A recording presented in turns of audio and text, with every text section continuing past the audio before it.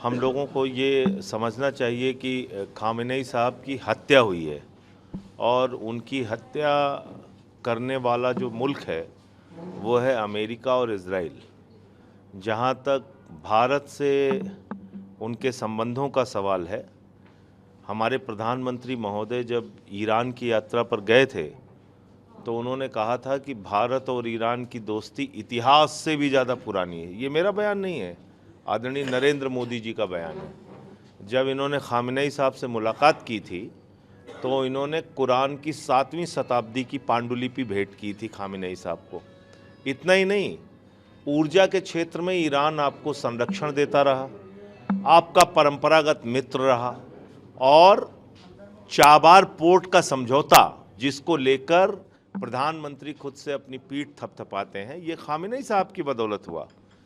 लेकिन अफसोस के साथ ये कहना पड़ रहा है कि हमारी विदेश नीति को ही खीखी और जबरन गले पड़ो प्रधानमंत्री ने एक जिसको कहा जाए तबाही और बर्बादी की कगार पे पहुंचा दिया है। अमेरिका और इजराइल की चमचागिरी कर रहे हैं आप। वो मुल्क जो अपने देश में इज्जत नहीं पा रहा है, जहां का नेता ट्रंप आज वहां लाखों लाख लोग सड़कों पे निकल के अमेरिका में उसका विरोध कर रहे हैं। पूरी दुनिया से वो गिड़गिड़ा चुका कि हमें समर्थन दो, समर्थन दो, समर्थन दो। कोई इसको समर्थन देने के लिए तैयार नहीं। नाटो के मुल्क उसका साथ छोड़ चुके हैं। इटली जो उसका दोस्त कहा जाता था उसने उनका साथ छोड़ दिया। तो हम क्यों ऐसे लोगों के साथ पड़े हुए हैं और हम क्यों इस युद्ध की निंदा नहीं कर रहे हैं? हम क्यों इसके खिलाफ नहीं बोल रहे हैं?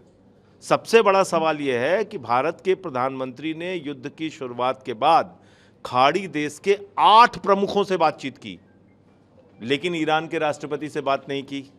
संजय सिंह ने पहले दिन कहा भाई ईरान के राष्ट्रपति से बात करो, बोले इसको विदेश नीति आती नहीं। फिर 13 दिन बाद जब पूरा देश गैस सिलेंडर की लाइन में खड़ा हो गया तब आपने ईरान के राष्ट्रपति से बातचीत की।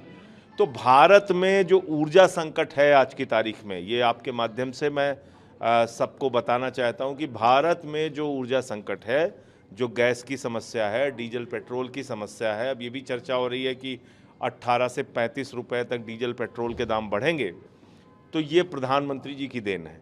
ये संकट प्रधानमंत्री लेके आए हैं, क्योंकि देश के लोगों को नहीं पता था, हम लोगों को नहीं मालूम था, लेकिन प्रधानमंत्री को मालूम था कि 60% कच्चा तेल हार्मोज के समुद्री मार्ग से आता है, 50% गैस हार्मोज के समुद्री मार्ग से आती है। और ऐसे समय में आपने ईरान से अपने रिश्ते बिगाड़कर जो हमारे जहाज़ थे वो रुकवा दिए। वो वहाँ पे फंसे हुए हैं, कभी 2 आते हैं, कभी 4 आते हैं, ऐसी चर्चाएं चलती हैं। तो कुल मिला के विदेश नीति के मामले में भारत की सरकार और प्रधानमंत्री जी पूरी तरीके से फेल साबित हुए हैं इस पूरे युद्ध के घटनाक्रम में। और इजराइल की 2 दिन पहले यात्रा करके उन्होंने कहीं ना कहीं उनके कुकर्मों पर मोहर लगाने का काम किया है। महिला आरक्षण को लेकर पार्लियामेंट में सेशन बुला, लेकिन जो साउथ के जो स्टेट है उन्होंने साफ दी है कि इस तरीके से जो देखिए, महिला आरक्षण बिल है क्या, ये समझना पड़ेगा पहले। 2023 में यही आदरणीय मोदी जी और इनकी सरकार, इसीलिए मैं इनको महामूर्ख सरकार कहता हूँ, इस महामूर्ख सरकार ने 2023 में एक बिल प्रस्तुत किया, नारी वंदन अधिनियम। तो उसको सबने ज़ोर शोर से पास किया, हमने भी पास किया। इसलिए पास किया कि ये मैसेज ना जाए कि हम महिला आरक्षण के खिलाफ हैं। लेकिन जब ये बिल पास हो रहा था तब हमने उसी वक्त कहा था कि भैया इसको 29-34 तक के लिए मत लटकाओ, आज ही जो संख्या आपकी मौजूदा है उसी में 33% आरक्षण दे दो। तब मोदी जी नहीं तैयार हुए। अब 2 साल के बाद 26 में, 23 से 26 तीसरा साल चल रहा है, अपने ही बिल का संशोधन लेके आ गए। ये मजाक नहीं है तो और क्या है? जो बिल आपने खुद से पास किया उसी बिल का संशोधन 3 साल के बाद आप लेके आ गए। अब क्या कह रहे हैं आप साहब? अब कह रहे हैं साहब 2011 की जनगणना के आधार पर हम परसीमन करेंगे और 2011 की जनगणना के आधार पर हम सीटों की संख्या बढ़ाएंगे। क्लास 2 का बच्चा आप यहां बैठा दीजिए और प्रधानमंत्री मोदी को बैठा दीजिए, उस 2 के बच्चे को समझ में आ जाएगा। 11 से 29 में चुनाव होना है, क्या 18 वर्षों में हिंदुस्तान की आबादी नहीं बढ़ेगी? क्या क्या 18 वर्षों में पुरुष की संख्या नहीं बढ़ेगी, महिला की संख्या नहीं बढ़ेगी, मतदाताओं की संख्या नहीं बढ़ेगी, और अगर संख्या बढ़ेगी तो उसके आधार पर सीटों की संख्या नहीं बढ़ेगी क्या? और जब सीटों की संख्या बढ़ेगी तो जाहिर सी बात है 33% आरक्षण में महिलाओं की भागीदारी ज्यादा होगी। तो इसका मतलब आप उनके अधिकार छीनना चाहते हैं, उनकी संख्या कम करना चाहते हैं, और चाहते हैं हम लोग उल्लू बन के आपके साथ मोहर लगा दें। तो ये काम नहीं होगा। आपकी उल्लू बनाओ योजना में हम शामिल नहीं होंगे। हम ये कहना चाहते हैं आप जनगणना कराइए, जनगणना के बाद डिलिमिटेशन कराइए, परसीमन कराइए, और तब जाकर आप जो महिलाओं का अधिकार बनता है 33% आरक्षण का, वो दीजिए। उनकी संख्या कम करने पे क्यों लगे हुए आप?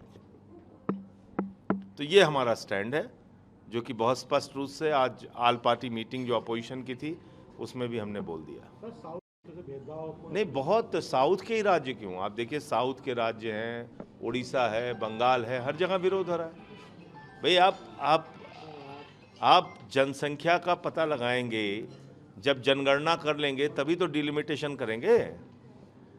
आपने जाति जनगणना की भी बात कही है मोदी जी ने, तो जनगणना करा के, जाति जनगणना करा के तब आप उसके आधार पे क्या तय करते हैं वो बताइए ना। अचानक 2011 के परसीमन पे आप कैसे कर लेंगे? 2011 के सेंसस पे आप परसीमन कैसे कर लेंगे, और कैसे सीटों का निर्धारण करेंगे?